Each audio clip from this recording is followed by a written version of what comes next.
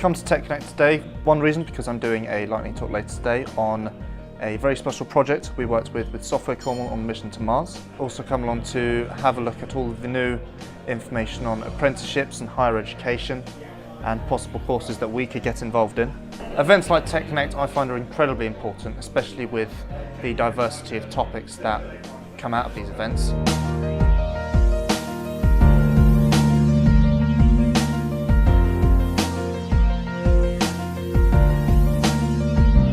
Considering we're trying to build a tech industry down in Cornwall, it's actually very important that people come to these events in the southwest so that companies that might not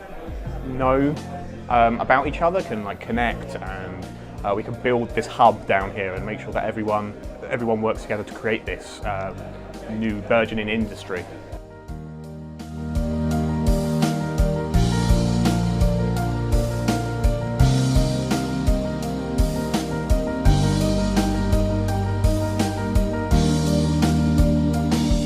Today, Tech Connect here, it's a lot of focus about education and apprenticeships and showcasing new technology along with that. And I find they're so important because we get to come along as businesses and learn things that we